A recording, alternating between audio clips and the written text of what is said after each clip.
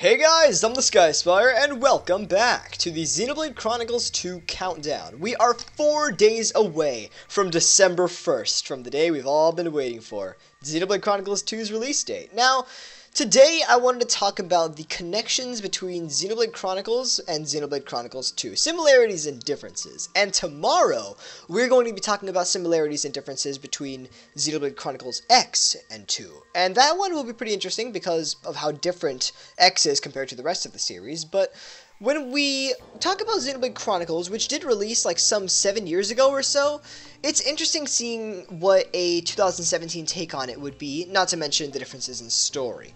So, first off, let's talk about direct connections that we can notice between the two of them.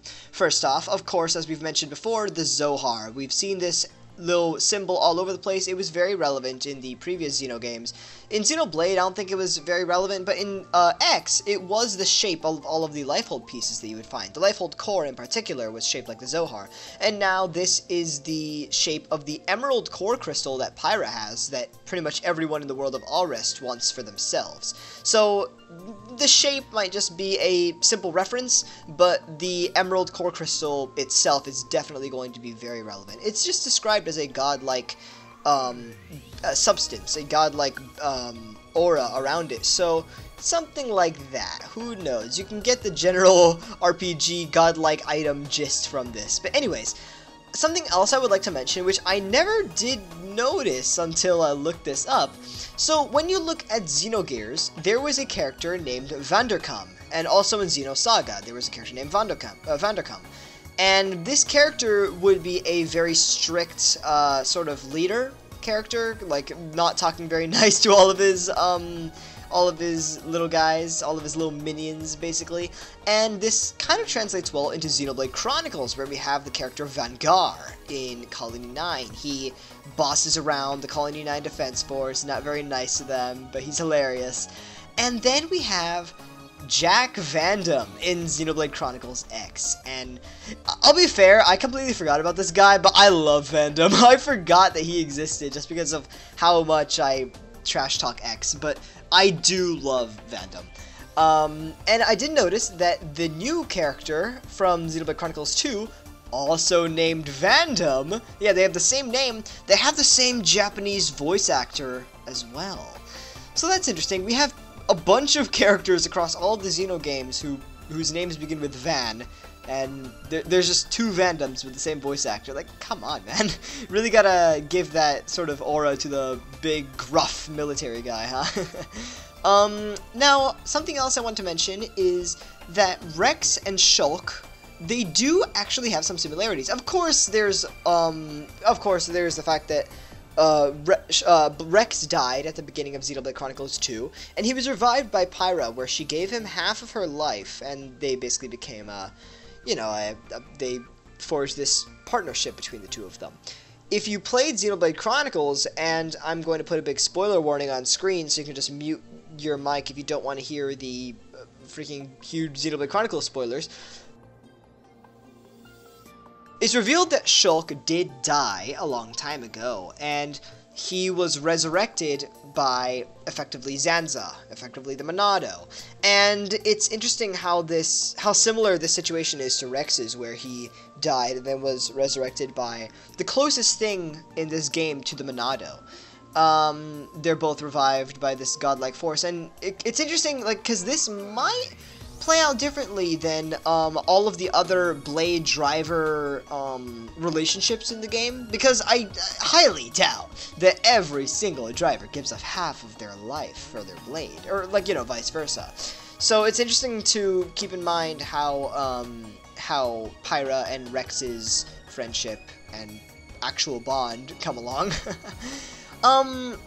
The other nods, and these are more subtle nods to Xenoblade Chronicles 1. Actually, I can talk about Xenoblade Chronicles X for a second. It did have nods when it came to... Lyn had these two hair pieces which looked like Monados, and I believe in this one quest, Tatsu pulled out the Sword of Legendariness or something, and it kind of looked like the Monado.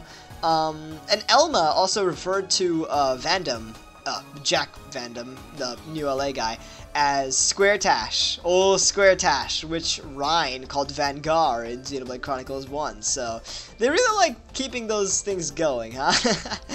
But, yeah, so I guess as for, those are pretty much all the similarities, and what we can expect is kind of what Xenoblade Chronicles X did with, the original, which is just subtle nods here and there to remind you that it's in the same series, aside from the battle system being the same. The story itself is going to be different, but they want to remind you that it's a Xenoblade game, you know?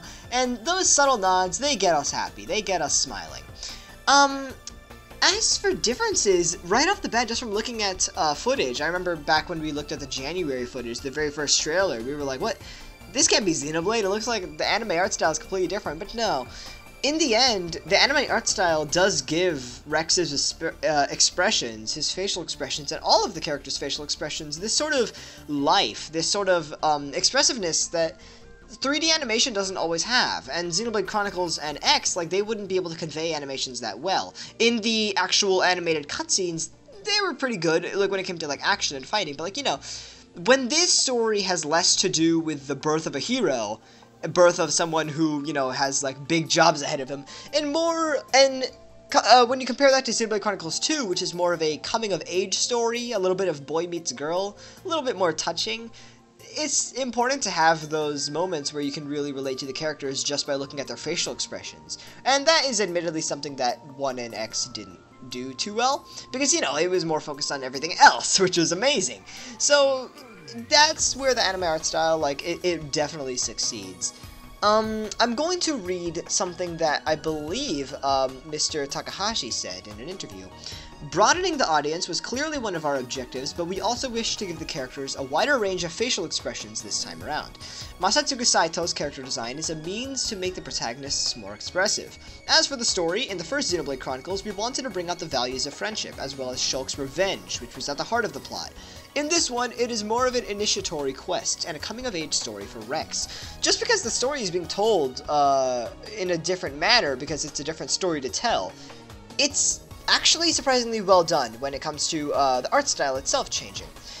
Okay, now next thing I want to read is this message from Mr. Yuichiro Takeda. This interview I want to read has a lot to do with the story of Xenoblade Chronicles 2 and how it was made. Hi everyone, nice to meet you, or perhaps I should be saying thank you for your continued support. I'm Yuichiro Takeda. I worked as a screenwriter for Xenoblade Chronicles and X, and continued that role for Xenoblade Chronicles 2. If I were to introduce Xenoblade Chronicles 2 from my perspective as part of the scenario team, I would say that this story has the most director Tetsuya Takahashi flair to date. For this script, Takahashi provided us with a rich plot right from the start, and Kazuho Hyodo and I split the writing in half. I worked on the even-numbered chapters, while Mr. Hyodo worked on the odd-numbered chapters. At the same time, director Takahashi was writing the whole story himself.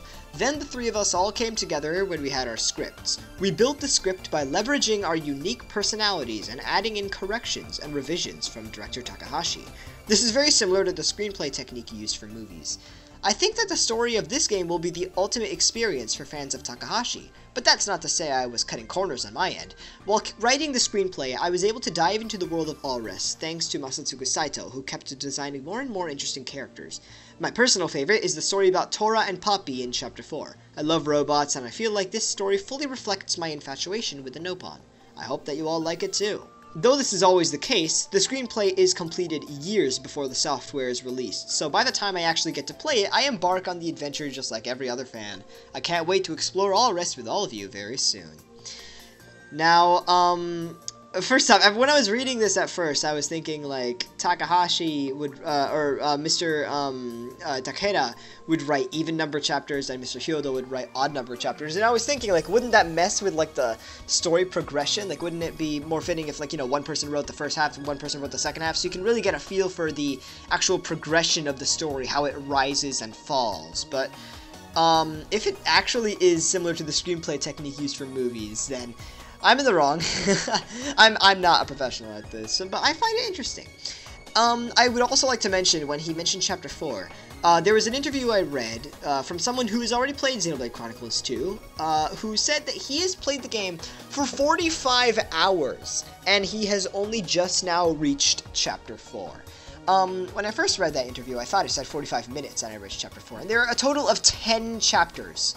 A total of 10 chapters and 45 minutes to reach chapter 4. Imagine how, like, terrified I was. Because Xenoblade Chronicles X had chapters where, I think it was chapter 6 or so, where literally it's just start the chapter, go to Noctilum, fight Goetia, that's the whole chapter. Like, dear lord. So, I'm hoping that, this game doesn't have those chapters, and it won't. Just judging from that phrase alone, 45 hours to just reach chapter 4.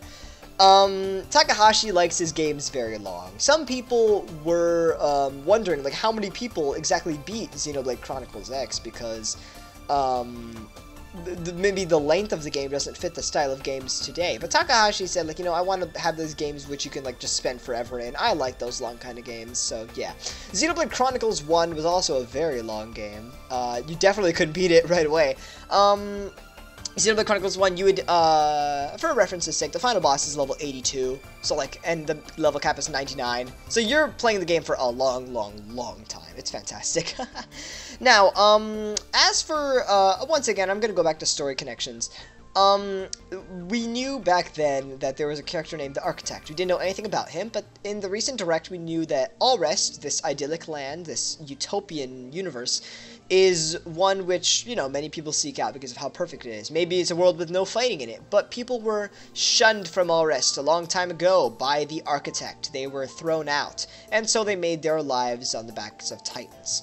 This Architect of his, it's as if he's a very, you know, solitary being, as if he's, you know, like, he has such authority over the rest of the world. A lot of people wish it to be Shulk, but, you know, after considering the ending of Xenoblade Chronicles 1 and exactly what is the fate of the gods of that world, it's interesting because I imagine the Architect being a god. I find it odd thinking it's Shulk. At the same time, that would be a fantastic way to tie the two games together. However, you do have to remember, the naming of the game, Xenoblade Chronicles 2, it is more to allude to the fact that it is more connected to Xenoblade Chronicles 1 in terms of gameplay. In terms of how the game acts as a whole, being more related to the plot rather than pure exploration. As to how it handles its characters and the bonds between them. The battle system, in a sense, it's just meant to connect the game more to 1, you know? And, I mean, that's why it's not called 3 or X2, but yeah.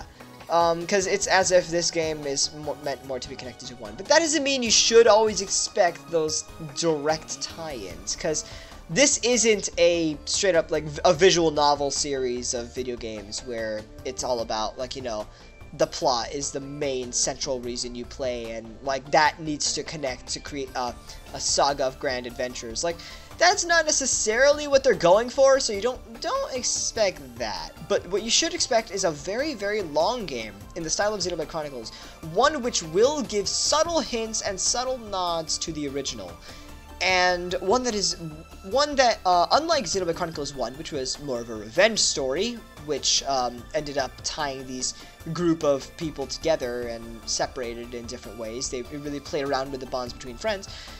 To Xenoblade Chronicles 2, which is more focused on a coming-of-age story, more around Rex meets Pyra, this girl, and the two of them embark on these journeys together, with a couple of friends at their sides. But it really is focused on just, like, how is the bond between these two going to change the world? How is everyone trying to look for, hunt, and capture Pyra going to change the world? And how is it going to impact Rex as an individual?